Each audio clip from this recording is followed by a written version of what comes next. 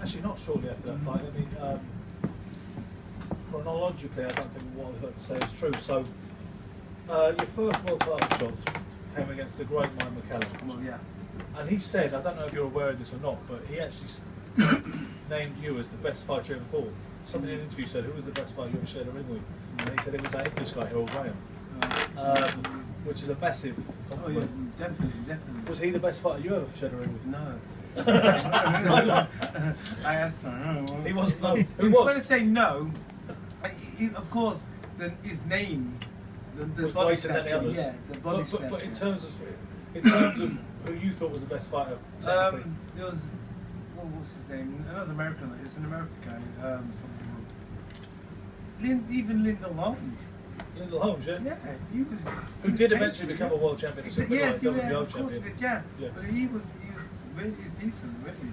And the funny thing about the McCallum fight, of course, was that the BBC were on strike, so there was no commentary. So if you watched it on TV, it was really bizarre because they were just silent. I think they had inter-round summaries. They were allowed to have those. Oh, they did that. That's it. But Right. in the round, it was just complete. It's like watching sparring, or just it's just watching a fight with a bit of crowd hum noise and no commentary at all. Which, to be honest, I don't even see why we need them actually, based on watching that fight. Should have counted the punches in as well.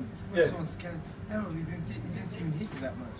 Yeah. And it's just because do you think you won the fight? I thought I could have. Well, that Could have much, been given it. Yeah, easily so. Without any qualm. No, nothing at all. Yeah, without anything. Okay. The second of 3 world title challenges came in Port of Spain against Julian Jackson. Now, Anyway, you know what? now, if anybody wants a blueprint for how crazy boxing can be and how one man can win 3.5 rounds standing on his head and absolutely school somebody and not get caught with a handful of sand and then suddenly get caught with one shot which cancels out all that early lead, that is a... I don't watch the fight that often, but I do recommend people watch it just because it's that crazy scenario. This is what can happen. But I don't even know what my question is, other than the fact I guess it must have been a hard shot. Oh. No, it wasn't. Listen to this, right? It hit me. I couldn't remember, but I hit the floor, and I was out before I hit the floor. You know what I mean? Yeah, you could see that on the tape. I was out before I hit the floor, really. And it's like saying 6 minutes on the floor, and it's like saying, what's happened to Harold? Is he dead or what? Yeah. Really. So, was Jackson the hardest puncher you shared him with? Definitely so. Definitely. Yeah, Other than my mum.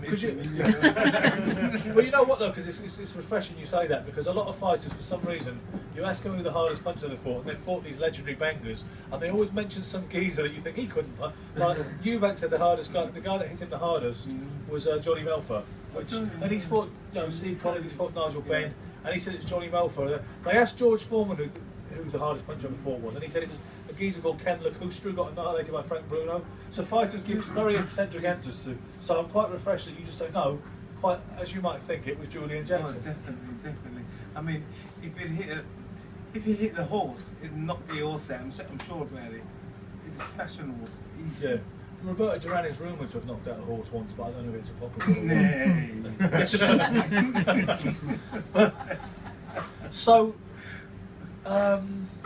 sure, I believe